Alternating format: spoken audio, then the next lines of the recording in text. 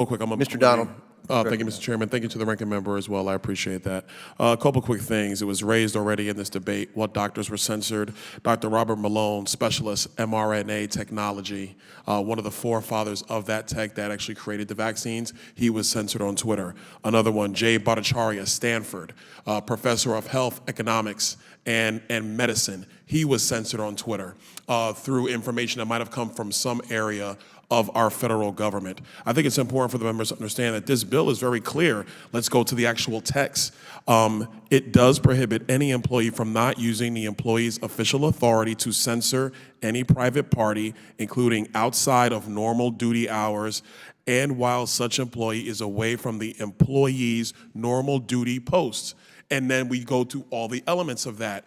We cannot have elements of our government using the power of their offices to push narratives or to censor narratives amongst the American people that the American people of their own volition choose to do with their own mind, their own thought, their own reason, their own logic, their own information set, whatever the case might be. We cannot allow for that. It is wrong. It is censorship. It is a violation of the First Amendment, and that is what H.R. 140 seeks to address. I think it's something where we're going to have rampant debate about it, but this is bigger than RD. It's bigger than who's sitting in the White House. This is the very nature of public debate amongst the American people. We should never tolerate medical professionals being silenced. Never, regardless of their views. We should never tolerate one newspaper being silenced in regards to another newspaper's point of view when they're all members of the press. Let the American people decide these things through dialogue, through debate. That is in the public's interest. And that is why, in my view, members, and I know we're going to go through amendments, and it's going to be a pretty long markup, as I can see already, we should be in support of H.R. 140. I yield. Will the gentleman yield for a question over here? Sure.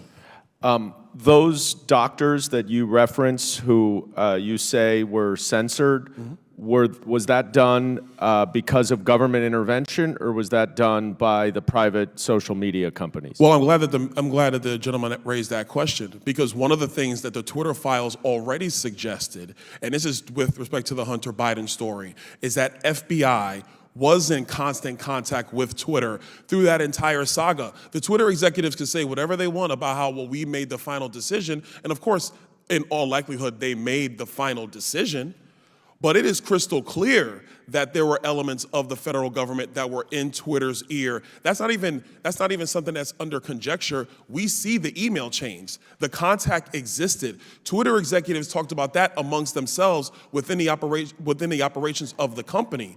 That has continued under the current administration with respect to COVID-19 from CDC and other elements of the government, HHS. So if you're going to say that Twitter was taking information from FBI during the Hunter Biden situation with his laptop, it's only common sense to assume that CDC was also using that position to basically push their narratives into Twitter, which led to the silencing of Jay Bhattacharya, of Robert Malone, of I believe Marty McCary was silenced as well, et cetera. Sorry, go ahead. Would the gentleman yield for a follow-up question? Would you say that Twitter should be forced to carry those doctors on the air or on their platform, regardless of whether or not there had been FBI or CIA contact? You were saying before, no doctor should be taken down for any reason. Should Twitter be forced to take them, even if there were no claim that the government was involved? Well, in answer to that question, I think one thing is clear. I think if you're going to talk about reforms to Section 230, I think that's another question for another day about what the platform and how they should manage that.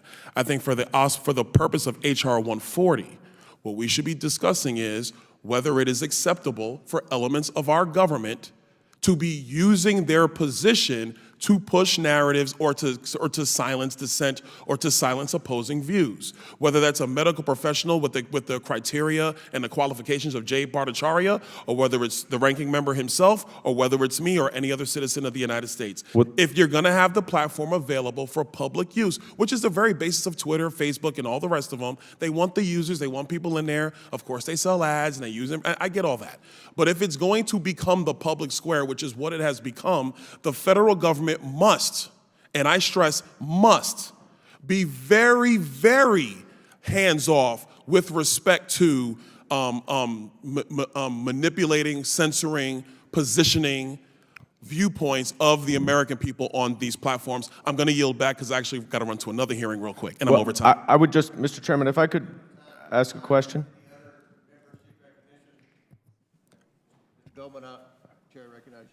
Thank you. I would just want to respond briefly to what my colleague from Florida said. We had a hearing on this exact issue from Twitter related to the Hunter Biden story. The witnesses were asked whether the federal government intervened in any way to limit the proliferation of the New York Post story. The witnesses said that that was not a direction from the FBI. So I understand that my colleague from Florida doesn't like what the actual facts and the evidence are, but just the fact that he says it does not make it so, and in fact, there is no evidence that the FBI or the federal government had any impact on Twitter's decision. And I only respond to that because that is the example that he raised. And that gets to the larger point of these two bills, which purport to stop censorship of protected speech under the First Amendment. Essentially, what we have here is a solution without a problem. But I've found the problem. The problem is that there is no evidence, there is no factual support for the need for these bills. My Republican colleagues have not demonstrated any protected speech that was prohibited by the federal government. So we can repeat the conclusion over and over and over, but that doesn't make it so when we have people who have no firsthand knowledge and no evidence to actually back it up. The evidence is what makes it so. The facts are what makes it so, and we have neither of those. Now, of course, we all agree that the government cannot prohibit lawful speech. That's already the law of the land. It's called the First Amendment. We don't need a bill that says that the government cannot prohibit lawful speech. But that, of course, is not what these bills are designed to do. They are designed to allow conspiracy theories and election interference to run rampant online. They're designed to allow foreign countries, like Russia did in 2016, to have unfettered access to our social media websites in order to spread disinformation and interfere in our elections. We know, as a fact, supported by evidence, that Russia did interfere in the 2016 election, and we know as a fact, supported by evidence, that the Trump campaign welcomed that foreign interference, used that foreign interference in their messaging, and ultimately benefited from the foreign interference. So I'm sure we're going to hear now that my Republican colleagues are aghast at the suggestion that that's what we're here for. But that is what the impact of this bill would be. It's not actually to change the law, which in order to protect or in order to prohibit any censorship or interference of protected speech, because that is the law. What this is truly designed to do, and it will have the impact of doing, is allowing for all sorts of unprotected speech to be distributed, unfettered throughout our social media world, online.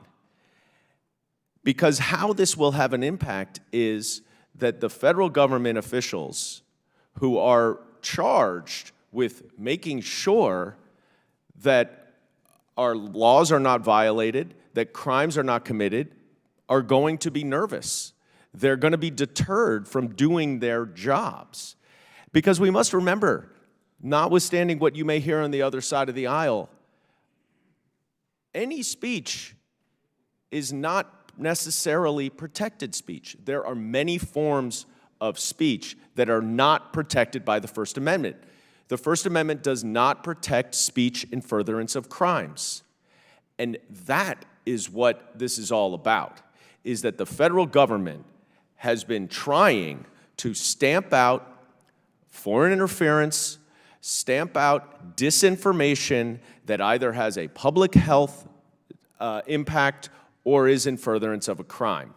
So we don't need this bill because our laws already solve for the actual problem we have. And what we're talking about here is a solution without a problem. I yield back.